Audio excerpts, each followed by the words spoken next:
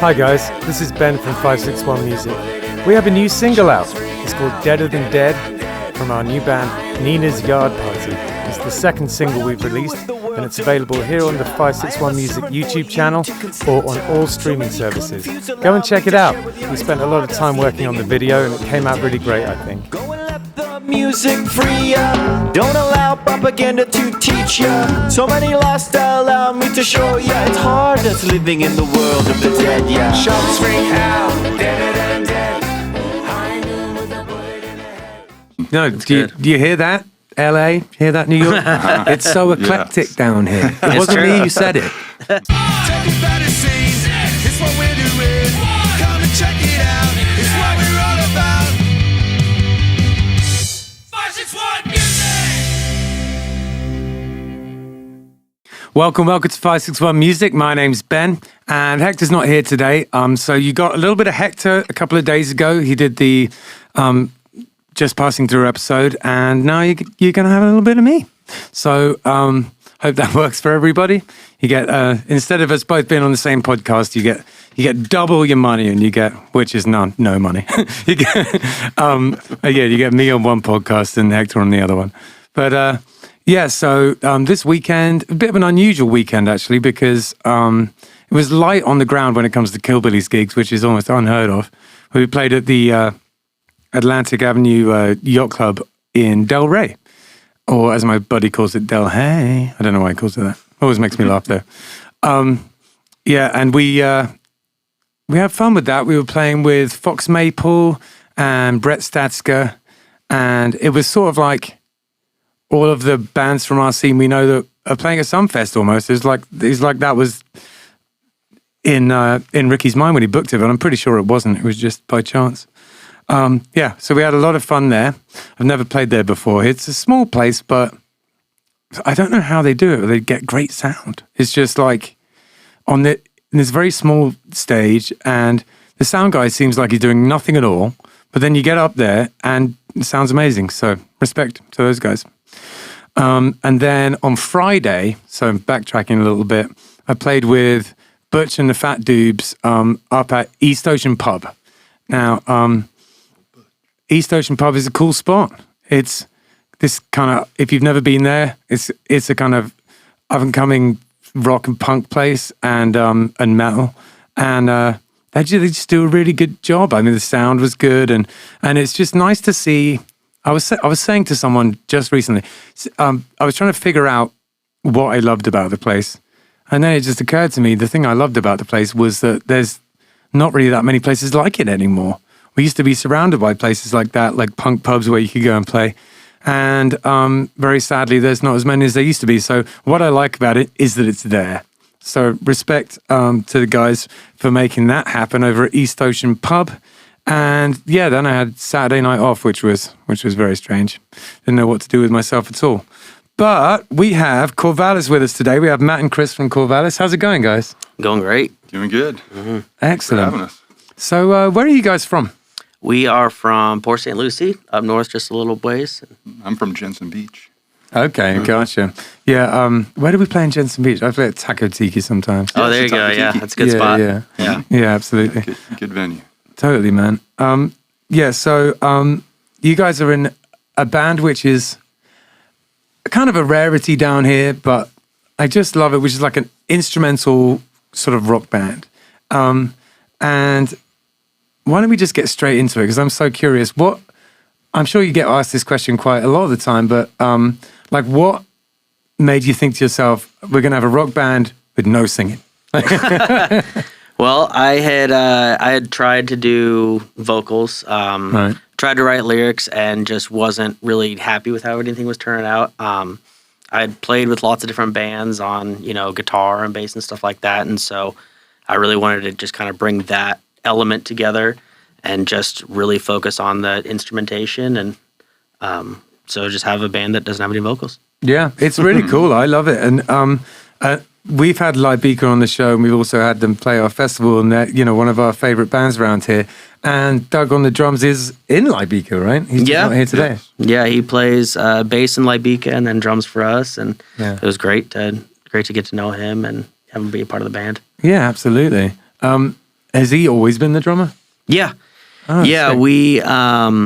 it was kind of an odd start for doing music stuff. I had been playing with a guy around here, and I had lived in Nashville for about 10 years, been playing a lot up there, and then came down here and was kind of taking a break from music. And then after playing bass for a buddy of mine, I just realized how easy it was to play shows around here, and Yeah. I realized how Don't tell anyone. no, I mean it's crazy how many venues want live music, and then just Yeah. hearing all of the different varieties of music as opposed to the music kind of in the Nashville box. Yeah. It was like, I think there's a place for this kind of music. And so initially I had recorded, with some friends up in Ohio and Nashville, and sent stuff out for a drummer to record on or a bass player to record on. They would send their tracks back. And then in the meantime, I had been doing some open mics, meeting some people, did a lot over at Roasted Record where, Chris and Alex from Sandman Sleeps worked, they worked over there. They host the open mic night, and through those connections, Christina had mentioned that Doug wanted to play drums in a band, so I was able to include him. Him and I started playing through some of the songs and all that, and then we needed a bass player, and so he was like, "Oh, my buddy Chris Chiavi wants to play bass. Yeah, wicked. He's always down for any kind of music. Like, he'd be a great fit. He's a great hang." And so, we immediately were able to, start practicing as a band. And Yeah. I had my buddy Jason that was doing the open mics with me and all that. So I knew I wanted him on guitar, and then everything just kind of came together. And since I was working on recording stuff, I had stuff that everybody could practice and, learn the parts and all that. And then since then, we've just been, try and do stuff around here and play around a show a month or so. Nice. It's really nice to hear you say that you found it relatively easy to get gigs around here. And what I think that speaks to you as well as it does the fact that it's, getting shows around here, speaks to the fact that you got a bit of hustle in you and you can kind of get it done, and like, put gigs in, which is probably, I'm sure living in Nashville, you had to learn the game a little bit and, get on the hustle when you were there. How long were you in Nashville for? I was in there for 10 years. Okay. Yeah, so we had been doing, I think at one point I was playing with 5 different bands up there, just trying to see who's going to make it, and nobody ended up making it, and everybody just sort of slowly tapered off. They weren't interested in doing music stuff anymore, and so once I kind of lost all those bands, and my wife was born around here, so we ended up moving down here, and so I had sort of been sunsetting music, and then came down here and really, found that people loved all sorts of music, and people were really encouraging, and it's been a great experience being down here because, you could go to an open mic that everything sounds terrible and people will still like get behind it and like be supportive of each other. Anybody that's learning how to play music, it's just really cool to see that support system around here. I think so too, and I think that it's a healthier way to do it because like Nashville obviously has a huge amount, bazillions of musicians, and they're all really good. But and that's awesome. But like, just in terms of wanting to start, wanting to grow, and wanting to become something, it has got pretty good for that down here. There's a lot of bands, there's a lot of people who are into a lot of stuff, and it's not this kind of like, there's obviously this sort of retirement community, old people's side of it down here, but there's a lot more young people down here than there used to be. For sure, definitely. yeah. It's been great. Like, There's a good music scene here. Yeah. Kind of still a little bit more underground. Yeah. Compared to like what you were just talking about as far as like the age of the people and Yeah. stuff. There's a little bit more acceptance for a little bit more of our style of music now instead of, we have a saying called fish sandwich music. So it's the music that gets played when people are eating their fish sandwiches. Oh, that's funny. there you go, that's perfect. So that's like, that's prevalent around here a lot. But I'm not going to say I've never played fish sandwich music, no, but you have to. I do know exactly you what have you to mean. get a little bit of it. You got to get a little in there. Yeah, totally. Yeah. So why don't we talk a little bit about you guys' musical past? Like, when did you first start playing music, mate? I was definitely in like elementary school. I wanted to learn how to play the drums at first, and my mom forced me to play piano first. she said, if you want to learn the drums, you're going to have to take 3 years of piano. And so, No, good on it. Yeah. no, it was, I'm super thankful for it now. Back then I was not. Like Yeah. I was ready to play something loud, play something heavy. Yeah, and yeah. then when she had, that forced me to try and, learn how to read music, learn how to, understand melodies and stuff like that. And then as soon as I hit that 3-year mark, I started taking drum lessons and did that for a minute. And then, switched over to the bass for a minute. And then once I got towards, junior, senior year in high school and into college, I started switching over to guitar. And I knew how to play bass, but I sort of kept it a secret that I could play bass while I was, Okay. I lived in, Colorado and Ohio doing music stuff out there. And Cool. Is that why you moved there?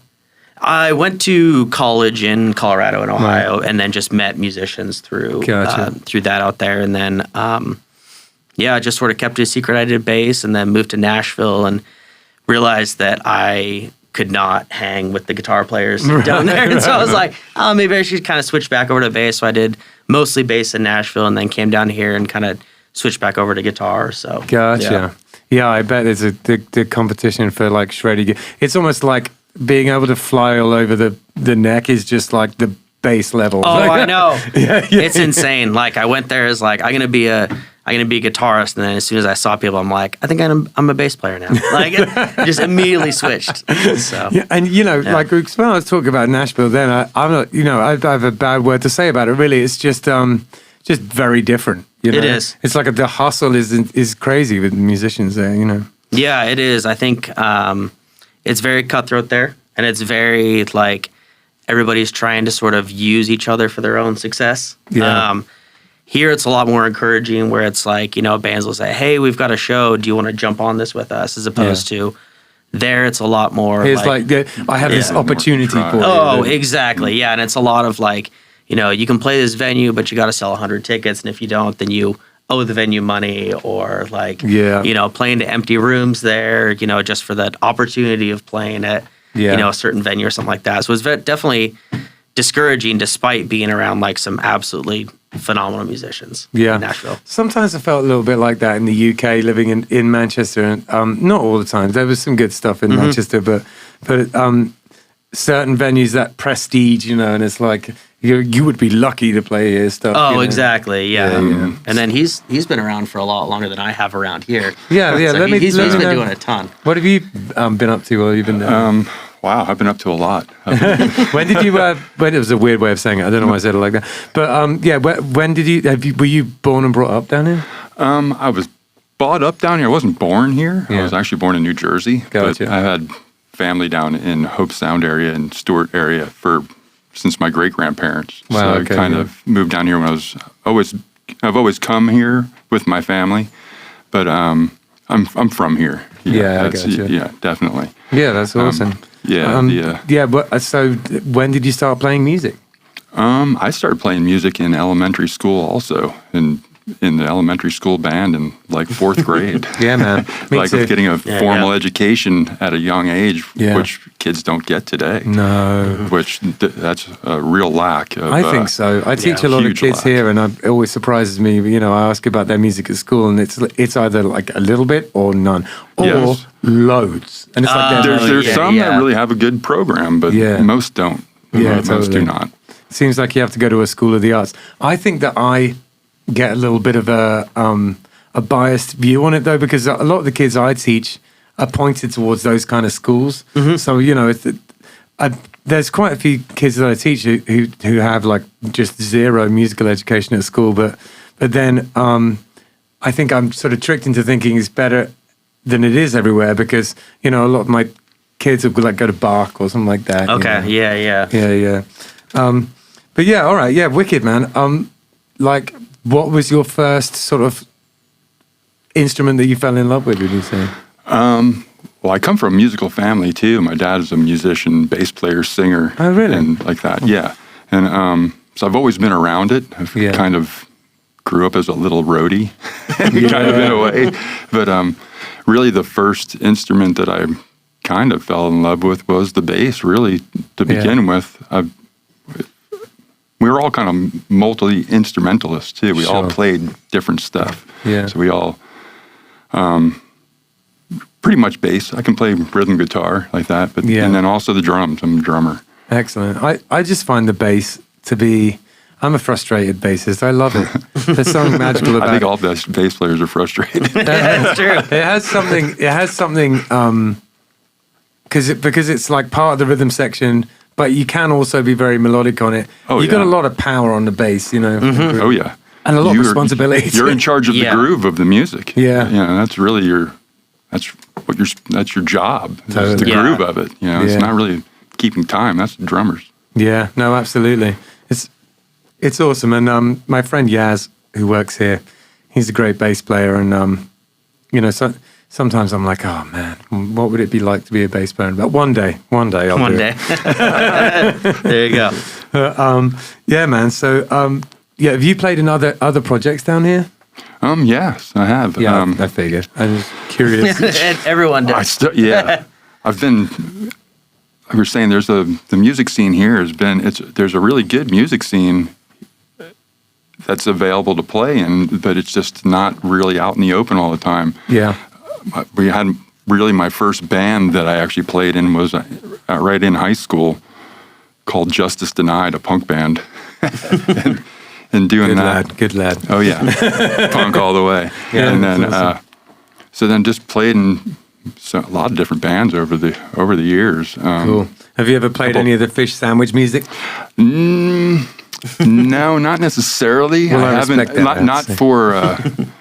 Not by choice or for, as an actual band member of that like that. But Yeah. no, I haven't really done that. It's funny, Killbillies can kind of straddle it a little bit because our original music is not that. Mm-hmm. But then, we can play Wagon Wheel if we have to. There Oh you yeah, go. oh yeah. yeah. Classic. Yeah. Yeah.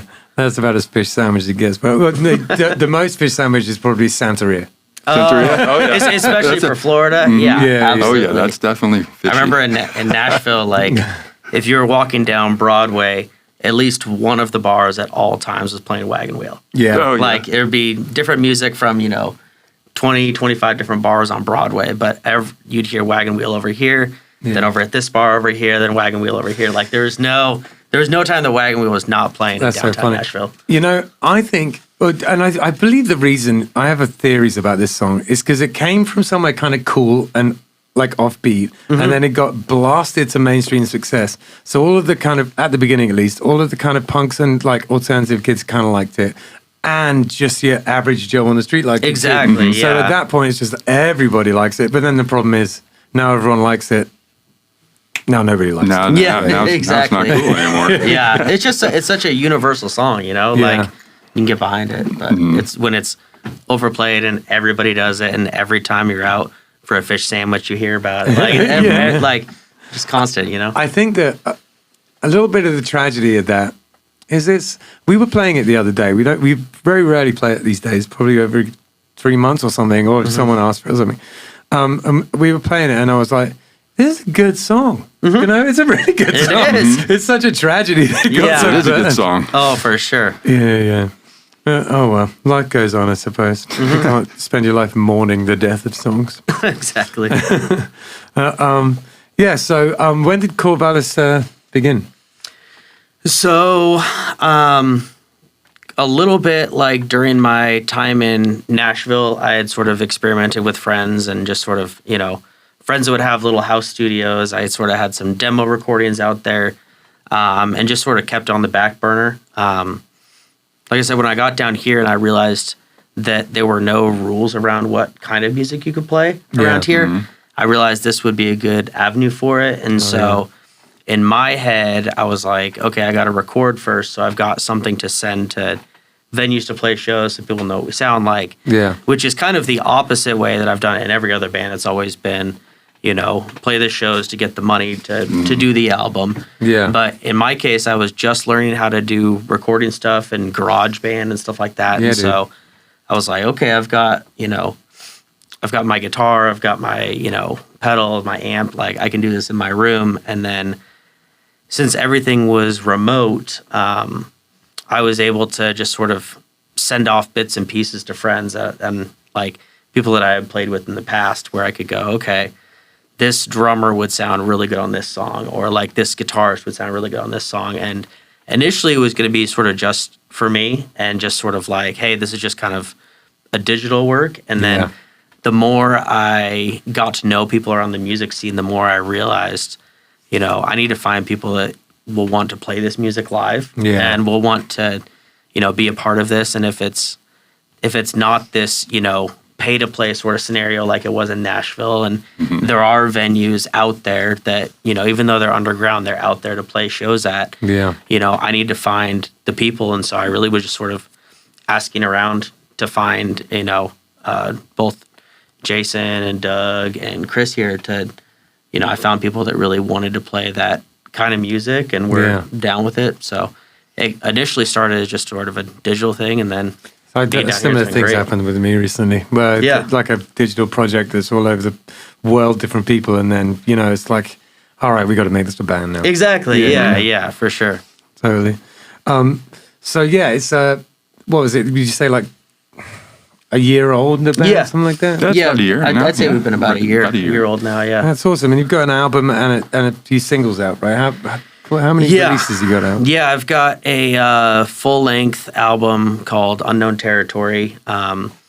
Just basically the idea of kind of going off and trying something new, especially being sort of a helper in bands, where it was like, you know, I played my guitar part for a band or played my bass part for a band. It was, now that things were digital and I could, you know, record multiple tracks on things, I could add both pieces to it. I could send it off and really kind of experiment with that collaboration feature where I wasn't, you know, 1/4 of the band. I was the entire band when I was doing it digitally. And then when I've added, you know, all these guys, it's been cool to hear how the music has been able to develop as, you know, as Chris hears something that's a little different than maybe I heard when I was tracking bass, or Doug hears something a little different on drums, or Jason hears something different on guitar. And just sort of letting it be its own thing and letting the art kind of happen through everybody's lenses. And you've been really good about letting us do our version of what you have, you know, your music. Like it's been fun. I can really relate to you guys this project because, you know, even though it's a completely different style of music, I'm currently doing something relatively similar in terms of the way it's come together, and it's very freeing. You just, you know, just kind of go, okay, well, here's the bones, like, you know, do the whatever part I can do. You see what you can do with that, you know. Exactly. I don't think there was. I think maybe one time I was like, all right, let's try something a bit different. But I was talking about like I must have sent it out like 30 times or something to different people, you know. Yeah, and I think as long as you have the trust in the musicians that you're playing with, the more you can kind of let go of that. Be like, I know how this musician, you know, will be able to translate this song and make it their own, and I'm going to trust that process and not necessarily give like a specific, you know, this is exactly how I want the drums to sound. This is exactly how I want the bass to sound. Like, what drums are you hearing here? What bass part are you hearing here? And when you have that trust, I feel like it makes something that's, you know, one person's vision into, you know, a 4-person vision. Yeah. I like it. I'll bounce off of you. Like I'll hit a wall of I don't really know what to do with a part or something like that. I'll be like Matt, what do you do? What do you want to do to this part like that? You know, and do you have a bass line already made up for it or in your head for it? And you'll here you go, do a little something like this maybe. Like, oh, okay. Now I know the direction that, you know, you want to take that part necessarily, and then I can do my own thing to it. Yeah, I think it might be something to do with us, like maturing a little bit because, you know, sort of jealousy and resentments and ego and stuff like that when you're younger really gets in the way of true collaboration. It does, absolutely. You have to have an ego, but it has to be a collaborative ego, I guess, or a bendable ego. Yep. You have to have an ego. You're a musician. Yeah, exactly. You know? Yeah, if you don't have one at all, then you're not going to do very good.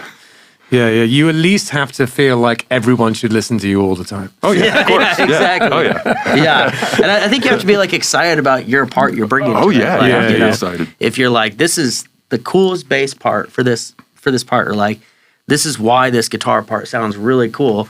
And I'm pumped about it. You have to have that amount of ego. But yeah. if anybody's like, hey, I don't know if that gels, like, do we switch to you or do you switch to us? Everybody has to have that feeling of like, hey, it's okay. I trust these guys. Like, everybody's hearing this differently. Like, that's like how can we all work together? Make the decision kind of in a sensible way rather than letting like the hot-blooded kind of, sort of rather than letting like emotions, rule it. Yeah, absolutely. Which I'm not going to. When I was younger, I was a little controlling. I was a little bit of a pain about stuff like that. Not too bad, but what a lot worse than I am now. Anyway. Yeah. I think everybody goes through that phase where because you don't know what you want, and you've got this very clear vision when you're young of like, this is exactly the direction we have to go. And I think the more you experience other bands either having more success than you or less success than you, the more you realize how many paths there are to to make it. And I think you have to come to terms with the fact that you have to play exactly what you want to play and not really not think about what's going to be popular, what's going to be what do people want to hear. You have to play for yourself. Exactly. First, really. Absolutely. You have to be proud of what you're doing. Exactly. Yeah. You do. Yeah. It's going to project. I think that when it's important to be as much yourself as you can because you can keep doing that. It's like if you have to wear a mask constantly, it's pretty tiring. You can be yourself all day long because that's who you are. Yeah, and I think if you make it while you're wearing a mask, you're just gonna hate everything about it. Yes, you're gonna lose the entire joy of playing music because you're like, that. this isn't what I wanted to play. Yeah, people like it. I'm making money at it, but I'm not about it. Like I don't want to be about what this musical outlet is. Yeah, like most of the time, like early on, being a punk rock person, but sometimes you get a closed mind and a not a clear view of all the sides of the rest of the music that are out there. You just kind of get the channel, the tunnel vision of music. Yeah. It's really refreshing to play different styles of music, especially given the opportunity in a band setting to do that like this. Absolutely. Playing a style of bass that I've never played in a actual structured band like that versus a punk rock style bass or anything like that. And or now I play drums in a punk rock band now also, which is a little different. So I get to go in different directions. But I think if you had that little bit of if you're a punk, you always have to be playing punk somewhere. You always have to have some exactly. Have to have at least a punk project. I've had a punk with a really close friend of mine for about 14 years now. We've been having a collaboration thing, and that's true. You guys have been playing. We've been playing for a long time. We've been friends for a very long time. But and then another friend of mine, I play drums in another more garage rock band. So that's another outlet there too. Just the different styles. It's just down here. Refreshing. There's some really good garage rock bands. There are, there's just a ton of bands like garage, kind of surfy kind of area. Yeah, it's kind of like what we do. Yeah. There's a few actually played this festival that we just did. There was like 2 or 3 bands like that on the bill. I feel like it's kind of a thing that's happened. I mean, there's always been garage rock bands, but it seems like there's a lot of them at the moment. Oh yeah, there in a good way. Yeah, there's a little bit of a movement of some kind. It's just so like eclectic down here. That's the thing. Like I'll hear stuff that styles. Electric Splash will do or something like that. And be like, this is so far outside of the box, and it's so refreshing. It is really outside the box. Yeah. Like, no, do you hear that? LA, hear that? New York. It's so eclectic down here. It wasn't me who said it.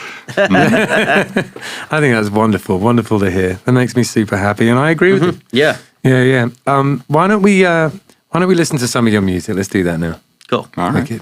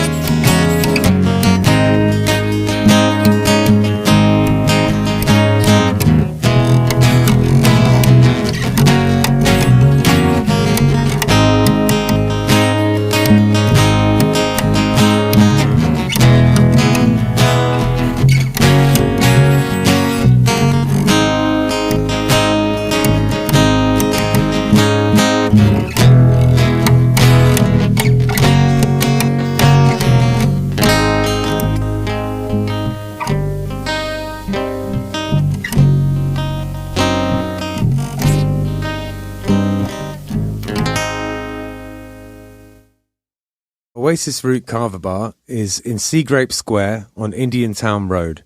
And it is a kava bar. If you don't know anything about kava, it's a Polynesian root that you grind up and you mix with water. And it has been in Polynesia for potentially thousands of years. It's an old thing that they used for kind of ceremonial and also sort of leisure purposes. It's meant to be something where, that brings people together.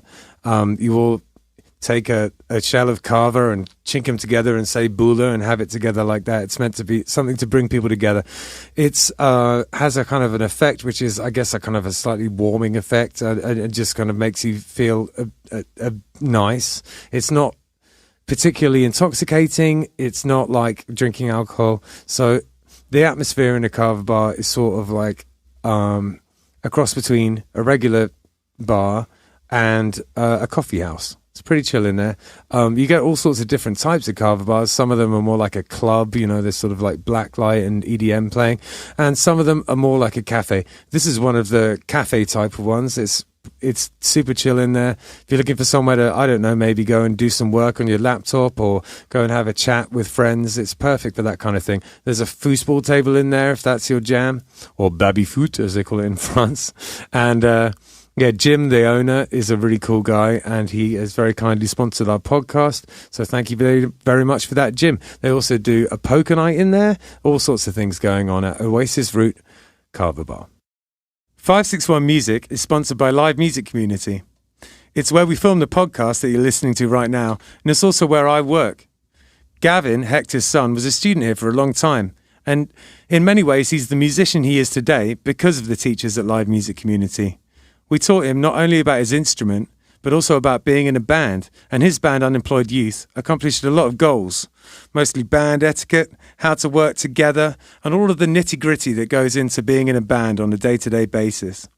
The student signs up for lessons, learns their instrument, joins a real band, and decides the direction it goes in. And we can take people from very young age, 6 or 7 years old, all the way up to 80. There's no age limit here. We run an adult program for people who want to be in a band as adults, but really the main focus is on the kids and getting them playing together and in bands. We are also a studio, a live stream venue. We can record audio or video. The Killbillies live album, Warts and All, was recorded here. It was recorded during a live stream that we did during COVID. Justin had a great idea to record live streams during COVID. A ton of bands came in, and it was a real success. Outside of that, we can record albums, we can help you with your EPK, and we have full audio-visual capabilities here. LMC is in Palm Beach Gardens on the northwest corner of Military Trail and North Lake Boulevard. And if you go to livemusiccommunity.com, you have all the information you'll need right there. Okay, so we were just listening to an ad for LMC, and as you know, that is where we're sitting right now. So have you got any advice for upcoming bands? Yeah, I think the biggest piece of advice is to keep playing with as many different styles of music as you can. Yeah. It doesn't necessarily have to be exactly what you're listening to at the time, but being able to play, in this style of band, I think really helps develop you as a musician. Yeah. It helps you be able to take different genres into other genres, being able to play, take sort of, punk stylings into a jazz context or take jazz stylings into a punk context. I think that really helps develop your sound as a young musician and really develops your sort of niche, and playing exactly how you want to play, I think, is super important. Yeah. You're playing things that you're proud of, playing things that you're excited about, and playing in a style that suits you, I think is going to be, is going to continue to bring joy, no matter what kind of music out there. Yeah, definitely. And while we're on that subject, I'd like to add that I think it's pretty important that, say you're really into reggae, dig the old stuff, like get into some of the roots of the stuff, because that's where you'll find your style through that, like you'll find like the direction through the old stuff. Yeah. The old music is like a school. It's like a teacher in itself because of the styles of music, like you were saying, Matt, but the techniques that are required to play those styles in a proper manner you have to learn those techniques if you want to play that style of music. So, Yeah, exactly. Exactly. So it's hard to find people that are proficient in all those styles, but Yeah. all the music that you can listen to, it's right there. It's proficient. It is. It's- Everything is now so online. You can available. just about look up any song that you want, Yeah. the tab, anything like that. And so, It's so available. I always think it's a little bit like a kid in a candy store in the sense that it's all so available that it's a little bit overwhelming. oh you yeah, know? It can be. Yeah. It's crazy coming from. I think we've all been before kind of the age of where you can just look up anything go to Google and you can learn anything just about. You know. Yeah, totally. Now we come from the time when you had to actually learn how to play Yeah. from a book or from or a teacher or an Yeah. actual physical one-on-one. I know. Like the Yeah, way that I type of taught thing. myself how to play chords originally is not the way you're meant to play chords. Oh, yeah. yeah, exactly. Yeah, no, really don't get caught up in that, what other people are how they want you to play is another thing I would think too. Yeah. Absolutely. Play your own style and play the way that you want, but take constructive criticism There you go. so that you can progress, because Yeah. being in your own head will hold you back. You know, that's good advice. Take constructive criticism. The people that I've seen that have done best coming out of here have been able to do that. You know, they haven't let their ego control them, and they've been able to listen to other people and absorb it and grow. You know. Oh yeah. Oh, Hector's for sure. son Gavin is a good example of that. You know, he'll listen to people when they say things about his playing, and he'll take it on board and grow. And he's just such a good drummer now. You know. Yeah, I think finding people that can give you good advice, that want to see you succeed in your very own way. I think those are the people you got to listen to. Oh, yeah. People that can see like what you're doing, how you're doing it, and be able to send you on a path. I think having trust in older musicians is super helpful. Yeah. No, just because you don't like the music that you're hearing doesn't mean that it's not hard and fulfilling to play. There you go. That's another thing. True. I would And say. Hector, if he was here, would agree with you 100%, because he plays in Kilbillies now on the stand-up bass. And if you'd asked him 5 years ago, would you be doing that? He'd be like, no. Yeah. But now he's he's really into it, and through playing it, he's gained a respect for it. He's got to this point. Oh, for Cool. sure. Yeah, I think probably, as soon as he tries doing that, it's like this entire backlog of music that you wouldn't necessarily Holy cow, think yeah. about. Standard It's like, bass. you've got all this, rockabilly stuff. You've got, Standards. the old jazz standards Yeah, with the there's upright. It's like this entire new world Yeah. opens up. No, absolutely. It was really, I respect him for doing that, actually. I respect him for just being like, you know what? Because I was like, we need a stand-up bass player for the band. And he rose to the challenge. And That's he just great. did it. And Yeah. he's been at it for like 4 years now, and he's killing it, man. That's great. That's awesome. Yeah. So, we got some of your gear up here. Why don't we take a little bit of a look at that?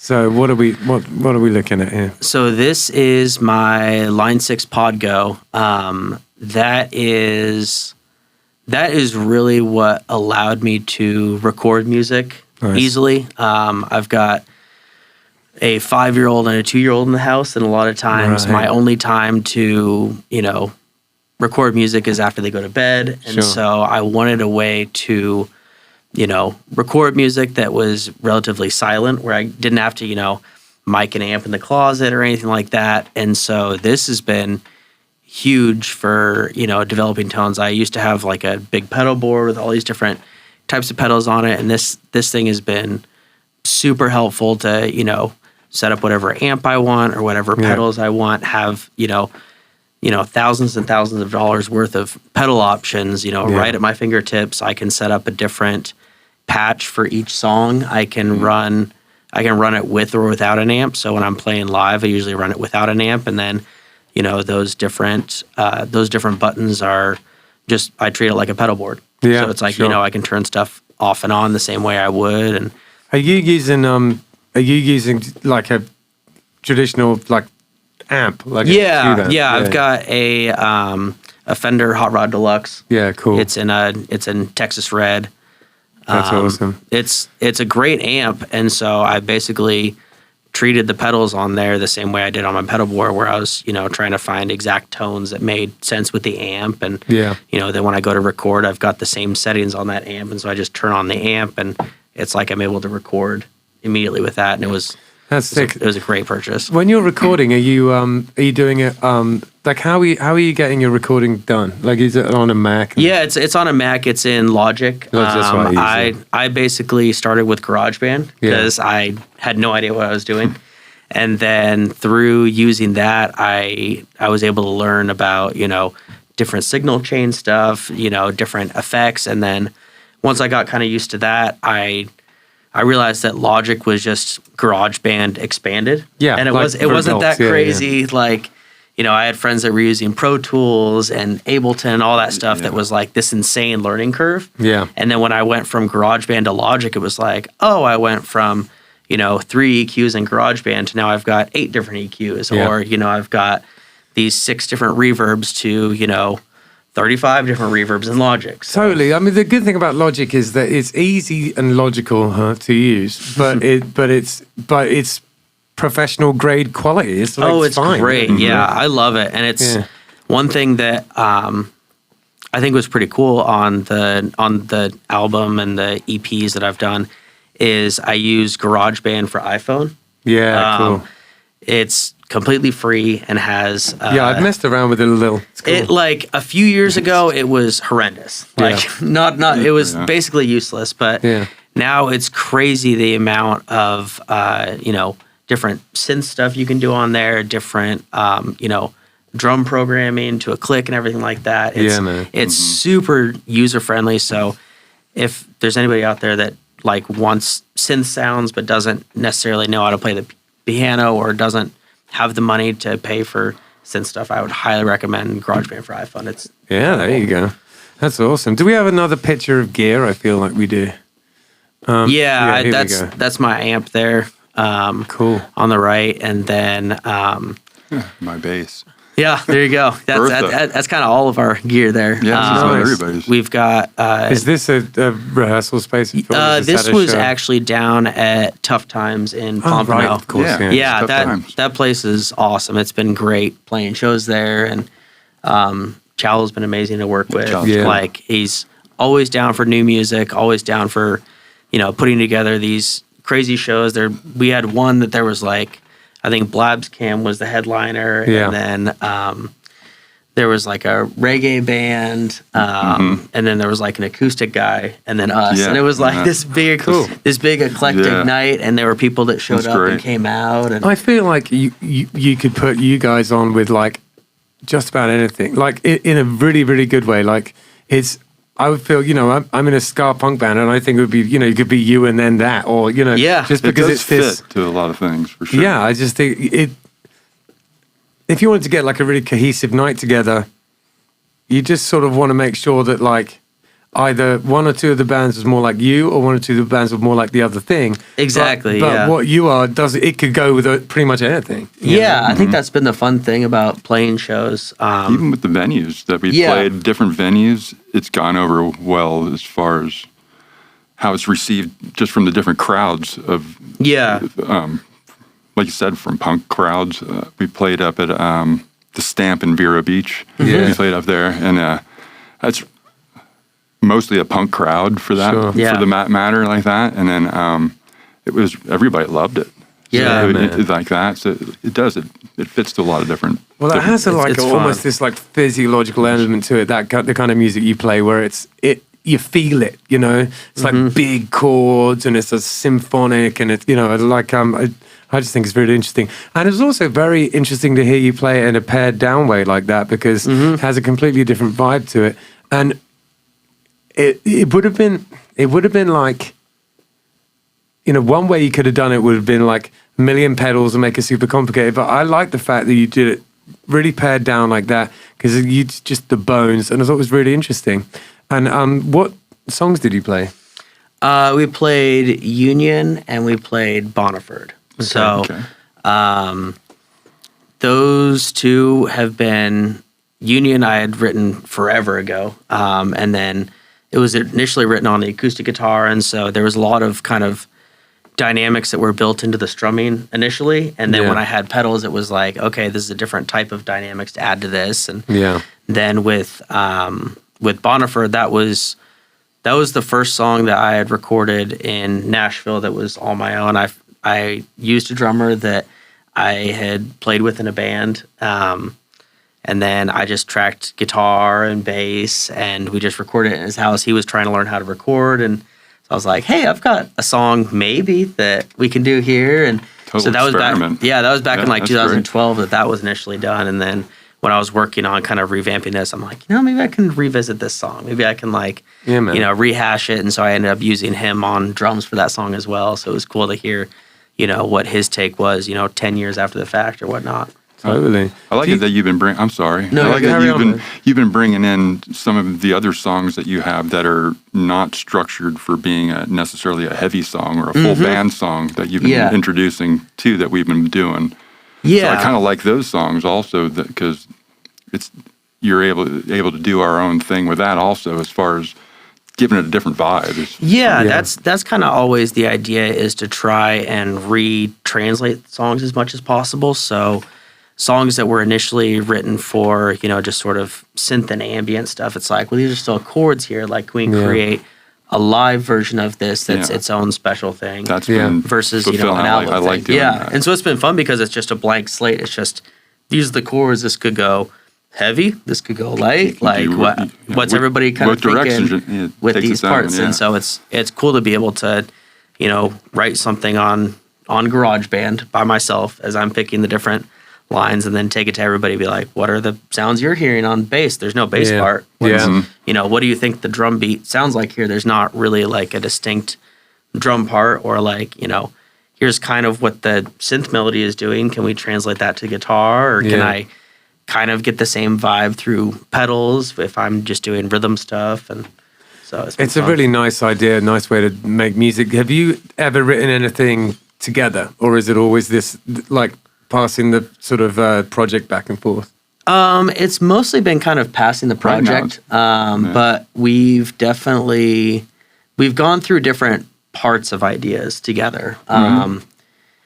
I think for the most part, our practices are kind of running through the set, and it's usually kind of, getting ready for a show or More something like that. purpose-driven, Yeah, as opposed to just sort of straight jamming. But there definitely are moments that, one of us will come up with something and we'll kind of all come together and, pull out. It's surprising what'll come out sometimes too. I'll like pull out the phone and be like, I gotta record this on my phone and just sort of like remember what everybody's doing. Like Jason will surprise me. Yeah. Like all of a sudden he'll just come up with something. It's just like, holy crap, dude! I didn't know you had that in there. It was Yeah. like, That's awesome. whoa, man! It's always like fun this. doing He'll that. come out and just play this surf song type thing, or then he'll just come out and play this crazy metal lick, or it's just Well, I he's think- really versatile. Because of the sort of mood that this music puts, this music sort of forces you to be in it and in a mood, in the mood that the song is. So I can see how while you're playing it, certain things are just going to come up almost naturally. You'll be like, Yeah. well, this has to do this here, Exactly. Yeah. Yeah. And it's all been very like dynamic based. So Yeah. it's all kind of like, all right, let's get big, let's pull back, or like, let's go from like really straightforward poppy to like, let's just, punch in the face. I Yeah. like that we Force get to apart. use our musicianship more than just playing. Yeah, you know what I yeah. mean? It's you have to use your Loud and your soft dynamics musician are knowledge. massively underrated in music. Oh, absolutely. And Yeah. it's great to hear that you guys have, taken full advantage of it. Definitely intentional about that. Yeah. Yeah, it's just something that you forget to do, and what if you're just sort of learning just like a set list of songs, you write the songs and you have your verse, chorus, then the solo goes there and everything. You always forget you just have a whole bit which just gets quiet and it gets loud. And it doesn't sound amazing, Yeah. That's been like, I grew up listening to a lot of like Pink Floyd. Yeah. And so I think it comes from that sort of where it's like you've got music coming in over here and then you've got, a scream coming in over here, or like you've got this sort of swirl of different sounds. Yeah. And I think that's definitely been influential. It's not, Definitely influential. on me, yeah, too. I don't like think about it when I'm writing, but I think, It's just absorbed. yeah, I think Yes, whatever you're inputting is what you're going to be outputting whenever Yeah. you're playing music. If you Totally. want to if you want to write in a certain genre, it's important to listen to music within that genre, Yeah, or for sure. even if you want to hear things outside of that you want to take place, you have to be inputting as much music as possible to Yeah. put out music. No, that's absolutely true. And I think one of the things I like about the instrumental music that's like guitar based, like you guys and Lavika, is that it has this kind of edge to it. That there's something about like traditional prog. It's a bit woolly. Yeah. But there's something about this that just has this great. It's a bit more muscular, has a bit more of an edge to it, and I just really like that. Yeah, it's fun. Yeah, it's awesome. So, what have you guys got coming up? Well, we've got a show up at the Stamp in Vero Beach on May 11th. Nice. We're playing with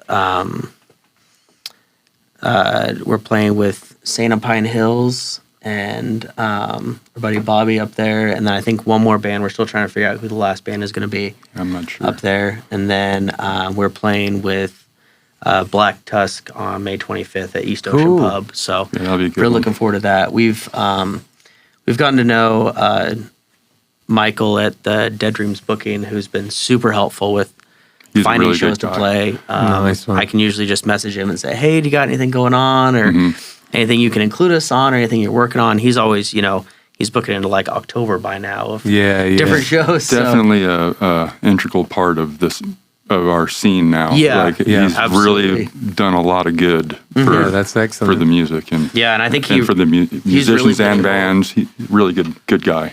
Yeah, he's been able to really make East Ocean Pub what it is. Yeah. Like, I think I know it's changed hands and it's been around for a while. I think it was like Distillery at one It's point been in around time. for years and years. And so I think Yeah. it's finally kind of, creating its own identity. You know, the funny thing about East Ocean Pub is that it has that other room with that stage in there. Yes. That almost looks like a speakeasy, like or Oh, something out of like yep. Berlin it's in a the whole 30s or something. different. Yeah, it's a whole Absolutely, different.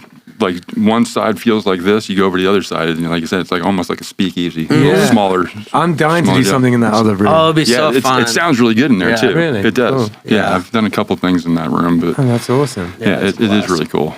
So we've got Killbillies has got on Friday we've got the Kilted Mermaid in Vero, which is always a good time. Yeah, the It's like a Kilted is restaurant great.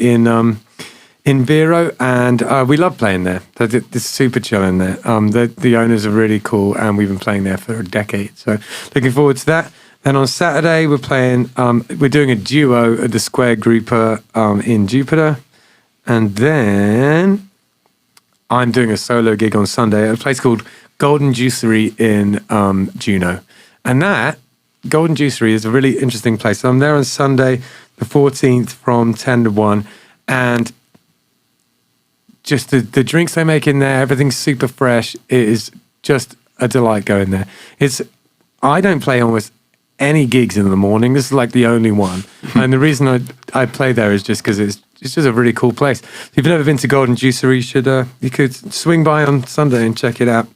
But listen, guys, thank you so much for coming on. Yeah, thanks for having us. Thank you It was a very blast. much. Yeah, I love hanging. the band, and I love what you had to say about the Florida music scene. It makes me very happy to hear this stuff. It's been great. Yeah, wicked. Thank you. What a pleasure. Peace. Everybody sing, it's what we're doing.